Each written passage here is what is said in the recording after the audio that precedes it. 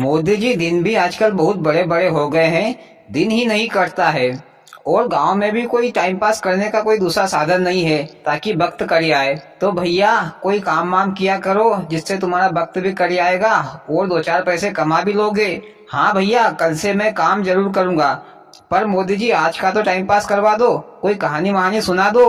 हाँ चलो ठीक है भैया हो, मैं तुमको एक अजीब कहानी सुनाता हूँ जो तुमने कभी सपने में भी नहीं सुनी होगी। मोदी जी, कहानी सपने में नहीं हकीकत में सुनी जाती है। हाँ तो चलो मोदी जी, सुनाओ कहानी। एक बहुत पुराने समय की बात है। एक जंगल था। उस जंगल में एक झाड़ के ऊपर चिड़ा और चिड़ी और उनके बच्चे रहते थे। वे अपनी जिंदगी में बहुत खुश थे। पर एक दिन अचानक जंगल में आग लग गई। सारा जंगल आग से जलने लगा। तो चिड़ा ने चिड़िया से कहा, अरे सुनती हो भाग्यवान, यहाँ से अपन लोग उड़ चलते हैं, नहीं तो हम लोग भी आग में जलकर मर जाएंगे। तो चिड़िया ने कहा, अभी तो मेरे बच्चे छोटे छोटे हैं, वो उड़ नहीं सकते, तो मैं उनको छोड़कर कहीं नहीं जाऊंगी। तो फिर से चिड़ा ने कहा, हम लोग में से जितने भी बच सके उतने बच जाओ। अब क्या बच्चों के चक्कर में हम लोग भी अपनी जान गंवा बैठे, चलो उड़ चलो यहाँ से। पर चिड़िया ने फिर से साफ साफ कह दिया कि वो बच्चों को छोड़कर कहीं नहीं जाएगी। मोदी जी, चिड़ा सही कह रहा था, उड़ जाना चाहिए था। वो लोग बच्चों के चक्कर में फोकट में मरेंगे। पर भैया, बच्चों को बचाना भी तो जरूरी है। हाँ मोदी जी, आगे क्या हुआ? आगे चिड़ा ने चिड़िया से फिर कहा कि बेवकूफ औरत, बच्चों के कारण हम भी मर जाएंगे तो दुनिया कहाँ से देखेंगे। तेरे को मरने का शौक है तो तू शौक से मर, मैं तो ये भागा। फिर चिड़ा उड़कर भाग गया। इधर चिड़िया अपने बच्चों को लेकर राम नाम का जाप जपने लगी। तो जंगल में लगी आग उस झाड़ के पास आकर बुझ गई और चिड़िया और उसके बच्चे बच गए। एक दो दिन हो गए तो चिड़ा ने सोचा कि चलो मैं देख कर तो आऊं कि वो लोग मर गए कि जिंदा है। चिड़ा उड़ता हुआ घोंसले के पास आया तो देखा कि सब लोग जिंदा है और आराम से रह रहे हैं। पर चिड़िया ने चिड़ा से कहा कि अब तुम्हारा हम लोगों से कोई रिश्ता नहीं है, तुम यहाँ से चले जाओ। चिड़ा ने कहा कि चलो ठीक है, मैं चला जाता हूँ, पर मेरे बच्चे मेरे को दे दो, मैं यहाँ से चला जाऊंगा। तो चिड़िया ने कहा कि आग लगने के कारण तुम तो यहाँ से भाग गए थे और मैंने बच्चों की जान बचाई है, तो बच्चे तो मेरे ही हुए। इसी बात को लेकर उन दोनों में बहस होने लगी। मोदी जी, उन दोनों के बीच तो खूब दाता खिंची हुई होगी और खूब लपक के मारा ठोकी भी हुई होगी। हाँ भैया, ऐसा ही हुआ। पर चिड़िया ने कहा कि चलो ठीक है, इस बात का न्याय राजा से करवा लेते हैं कि बच्चे किसके हैं और किसके पास रहेंगे। फिर चिड़ा और चिड़िया दोनों राजा के पास गए और चिड़िया ने राजा से कहा कि महाराज, आग लगने पर चिड़ा भाग गया था अपने बच्चों को छोड़कर, पर मैंने अपने बच्चों की जान बचाई है, तो बच्चे मेरे ही हुए ना। तो भैया, चिड़ा ने भी कहा कि अगर मैं भाग गया था तो क्या हुआ, आग तो अपने आप ही बुझ गई, कहाँ तुमने आग बुझाई है, और मैं भाग भी गया था तो क्या बच्चे मेरे नहीं हुए क्या। राजा ने दोनों की बात सुनी तो असमंजस में पड़ गया कि अब न्याय कैसे किया जाए, क्योंकि बच्चे तो दोनों के थे। इतने में राजा की रानी आ गई और राजा साहब से बोली, चलो खाना खा लो। तो राजा साहब ने कहा कि मैं एक न्याय करने में फंस गया हूँ, समझ में नहीं आ रहा है कि किस पक्ष में न्याय करूँ। तो रानी ने पूछा कि कैसा न्याय। तो राजा ने रानी को सारी बात बताई। तो रानी ने कहा कि बड़ा ही सिंपल न्याय है, इन बच्चों में से जो नर हो नर को दे दो और जो नारी हो नारी को दे दो। राजा ने भी यही न्याय किया कि जो पुरुष हो उसे चिड़िया रखेगा और जो चिड़िया होगी यानी कि बच्ची होगी उसे चिड़िया रखेगी। पर दोनों बच्चे पुरुष थे तो चिड़ा को मिल गए और चिड़ा अपने बच्चों के पास चला गया। इधर चिड़िया ने राजा साहब से कहा कि आपने न्याय तो बहुत अच्छा किया, पर आप मुझे इस न्याय को एक कागज पर लिखकर दे दो। तो राजा साहब ने न्याय को एक कागज पर लिखकर चिड़िया को दे दिया। फिर चिड़िया उस कागज को लेकर वहां से उड़ गई और जंगल में चली गई दूसरे पेड़ पर और उस कागज को उस पेड़ पर छिपा दिया। और वह बेचारी स्वयं अकेले जीकर क्या करती, तो वह तड़प तड़प कर मर गई। मोदी जी, चिड़िया मर गई तो कहानी खत्म हो गई क्या? भैया अखिलेश, कहानी में अब ट्विस्ट आएगा। कहानी के आगे जो होगा उसमें राजा को बहुत पछताना पड़ेगा। कहते हैं ना कि औरत की बुद्धि घुटने में होती है, वही होगा। मोदी जी, कहानी में आगे क्या होगा? हाँ तो मैं आपको आगे सुनाता हूँ। चिड़िया बेचारी तड़प तड़प कर मर गई, लेकिन उसकी आत्मा को शांति नहीं मिली राजा के न्याय से। तो उसने फिर से जन्म लिया। इस बार वह एक सुंदर लड़की बनी। इधर राजा के गांव में 5 भाई रहते थे। वे सभी रोजाना काम पर जाते थे और एक एक पाई चना लेकर आते थे और सुबह शाम उन चनों को भूंजकर खा लेते थे और सो जाते थे। यही उनकी जिंदगी थी। मोदी जी, 5 भाई पागल थे क्या? रोटी सब्जी पकाकर खाते पीते, कहाँ घोड़े जैसे चने चापते रहते थे रोज। योगी जी, तुम बातें तो सही बोल रहे हो, पर रोटी सोटी बनाने में टाइम भी तो लगता है, इसीलिए बेचारे उन चने ही खाते थे और अपना गुजारा करते थे। एक दिन भैया एक बुढ़िया उन लोगों के घर आई तो देखा कि उनके घर पर 5 चूल्हे हैं।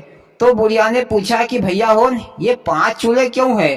तो उन्होंने बताया कि माताजी, ये 5 चूल्हे हम 5 भाई के हैं। हम सभी लोग अपने अपने चूल्हे पर चना भूनकर खा लेते हैं और सो जाते हैं, इसलिए हमने अलग अलग चूल्हे बनाए हैं ताकि ज्यादा टाइम खर्च ना हो। तो बुढ़िया ने कहा कि भैया, तुम में से एक भाई शादी कर लो तो तुम्हारा घर ठीक ठाक सा लगेगा और तुम लोगों को रोटी सब्जी भी सीधी पकाई मिल जाया करेगी। ऐसा कहकर वह बुढ़िया वहाँ से चल दी। फिर वे 5 भाइयों ने मिलकर बड़े भाई की शादी कर दी। पर शादी भी किससे की? वही चिड़िया से जो मर गई थी, पर इस जन्म में वह लड़की बनी हुई थी। उसी लड़की से शादी की। शादी करके वह लड़की उनके घर पर आई तो देखा उनका घर का माहौल, पर वह तो बहुत थक चुकी थी, इसलिए वह सो गई। दूसरे दिन सुबह हुई तो सभी भाई चने भूंजकर खाकर और थोड़े थोड़े चने बचाकर बहू के लिए रख दिए और अपने अपने काम पर चल दिए। इधर बहू उठी तो उसने उनके 5 चूल्हों को तोड़ ताड़ दिया। मोदी जी, ये बहू तो सबके चूल्हे तोड़ ताड़ कर 5 भाइयों में दंगा करवाएगी क्या? नहीं, ऐसा क्यों करवाएगी, आगे तो सुनो। बहू ने एक बढ़िया सा चूल्हा बनाया। इधर शाम को भैया वो 5 भाई घर आए तो उनको अपने अपने चूल्हे नहीं दिखे तो वो लोग बहू पर नाराज हुए। बहू को 2-4 बातें सुनाने लगे। तो बहू ने कहा कि तुम लोगों के पास कितने चने हैं? तो सबने कहा कि हम सभी के पास एक एक पाई चने हैं। तो बहू ने कहा कि एक काम करो, तुम सभी लोग अपने चने मिला लो और एक भाई जाओ चक्की पर 4 पाई चने का आटा पिसा लेना और 1 पाई की दाल। तब तक तुम लोग हाथ पैर धोकर आओ, मैं तुम लोगों के लिए फर्स्ट क्लास खाना बनाती हूँ। इधर भैया एक भाई चक्की पर गया और 4 पाई चने का आटा और 1 पाई चने की दाल पिसवा कर लेकर आ गया और बहू को दे दिया। बहू ने फर्स्ट क्लास रोटी और चने की दाल बनाई और सभी भाइयों को पकाकर खिलाई। तो भैया सभी भाइयों ने खूब जमकर खाई, क्योंकि उन्होंने कभी रोटी तो खाई नहीं थी, तो उन्हें बहुत स्वादिष्ट लगी और वे सभी भाई बहू की बहुत तारीफ करने लगे और तारीफ करते करते सो गए। दूसरे दिन जब वह काम पर जा रहे थे तो बहू ने कहा कि तुम लोगों को कितना अनाज मिलता है? तो उन सभी लोगों ने कहा कि हम सभी को 5-5 पाई अनाज मिलता है। तो बहू ने कहा कि एक काम करो, आज से तुम सभी लोग 5-5 पाई अनाज अपना अपना घर लेकर आया करो। तो सभी भाई उस दिन से 5-5 पाई अनाज लेकर आए। तो बहू ने उस दिन का अनाज का आटा पिसा लिया और दाल, जो उन लोगों को 5-6 दिन तक खाने में पुर गया। और इधर से 5-6 दिन का अनाज 25-25 पाई के हिसाब से रोजाना बच गया। इस प्रकार बहू अपनी होशियारी से अनाज बचाने लगी। ऐसा करते करते 6 महीने हो गए। उनके घर पर काफी अनाज इकट्ठा हो गया। तो बहू ने उनसे कहा कि अनाज को बाजार में बेच आओ और उन पैसों से एक घोड़ा खरीद लो, जिससे कि तुमको काम पर जाने आने में सहूलियत हो सके। वाह मोदी जी, बहू तो बड़ी ही चतुर और बुद्धिमान निकली। हाँ भैया, अखिलेश सही बोला। अब अखिलेश भैया कहानी में फिर से मोड़ आ गया। मोड़ कैसा मोदी जी? कहानी सुना रहे हो कि गाड़ी चला रहे हो जो मोड़ आ गया? अखिलेश भैया, कहानी में अब ज्यादा रस बरसेगा। इधर उसी गांव में राजा भी रहता था। राजा के पास 25 घोड़ियां थी। वो सभी घोड़ियां जंगल में चरने जाती थी और इधर बहू का घोड़ा भी उन घोड़ियों में चढ़ता था। पर भैया राजा की घोड़ियां सभी जनने वाली थी।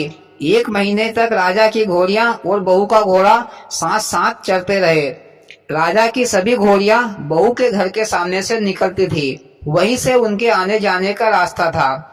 एक दिन क्या हुआ कि राजा की 25 घोड़ियां जंगल में ही जन गई।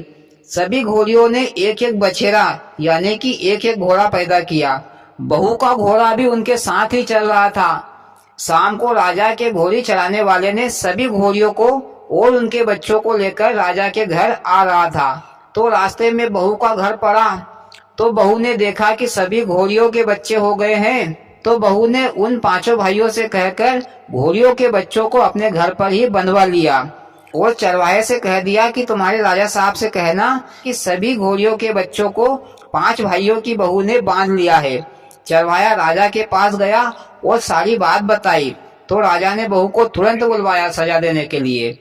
इधर से वे 5 भाई डरने लगे और बहू से कहने लगे कि तुम राजा से पंगा ले रही हो, तुम्हारा दिमाग तो खराब नहीं हो गया है कि तुम्हारा दिमाग खिसक गया है। तो बहू ने कहा कि तुम चिंता मत करो, मैं सब संभाल लूंगी। इधर राजा के सिपाही बहू को लेने आए और बहू को ले जाकर राज दरबार में पेश किया। राजा ने कहा कि एक गुस्ताख लड़की, तुम्हारे जीने की आजू खत्म हो गई है क्या, जो तुमने हमारी सारी घोड़ियों के बच्चों को पकड़ रखा है? इसके बदले में हम तुम्हारी जान भी ले सकते हैं। तो बहू ने कहा कि हाँ राजा साहब, जरूर मेरी जान लीजिए, पर मैंने गलती ही नहीं की तो सजा कैसी? राजा ने कहा कि घोड़ियों के बच्चों को बांधने की गलती, वो बच्चे मेरी घोड़ियों के हैं। तो बहू ने कहा कि महाराज, वो बच्चे तो मेरे घोड़े के हैं, कौन सी गलत फहमी में बात कर रहे हो आप? राजा ने कहा कि क्या घोड़ा भी कभी बच्चा देता है? मोदी जी, राजा साहब सही तो कह रहा है, घोड़ा कहाँ बच्चा देता है? नहीं भैया, आगे तो सुनो जरा। तो बहू ने कहा कि महाराज, ये भी आपका ही न्याय है कि घोड़ा भी बच्चा देता है। तो राजा ने कहा कि कैसा न्याय, और ये बेफुजूल की बातें करना बंद करो, कोई सबूत हो तो बताओ कि ये सारे घोड़ी के बच्चे तुम्हारे घोड़े के हैं। तो बहू ने कहा कि ठीक है महाराज, मैं सबूत लाती हूँ। फिर बहू जंगल में गई जहाँ चिड़िया ने राजा की लिखी चिट्ठी छुपाई थी। उस चिट्ठी को लेकर राजा के पास आई और राजा साहब को बताई और कहा महाराज कि ये आपका ही न्याय है, इसमें तुम्हारे हस्ताक्षर भी है। आपने ही न्याय किया था कि जो नर हो वो नर को दे दो और जो नारी हो वो नारी को दे दो। तो महाराज, आपकी घोड़ियों ने सभी घोड़े पैदा किए हैं, घोड़ी एक भी नहीं है, और मेरा घोड़ा भी तुम्हारी घोड़ियों के साथ ही चलता था। इसलिए महाराज, ये सारे घोड़े के बच्चे मेरे घोड़े के हैं, तुम्हारी घोड़ियों के नहीं। महाराज, आपने लिखे खत को देखकर चुपचाप रह गया और बहू को छोड़ दिया गया। वो सोच रहा था, मोदी जी आप क्या सोचेगा, अब तो काम खत्म हो गया। अरे भैया, राजा सोच रहा था कि औरत आदमी को बिगाड़ के रख देती है, जो माने औरत की सीख उसे मंगवाए घर घर भीख। क्योंकि ये न्याय रानी ने किया था, इसलिए पछता रहा था राजा। इधर भैया बहू अपने परिवार में हंसी खुशी की जिंदगी बिताने लगी और कहानी खत्म। मोदी जी, कहानी तो बड़ी मोड़ घोड़ की थी, पर मजा आ गया। और भाइयों, आपको कैसी लगी मोदी जी की कहानी? अच्छी लगी हो तो प्लीज वीडियो को लाइक और चैनल को सब्सक्राइब करें। भोलेनाथ सबके साथ।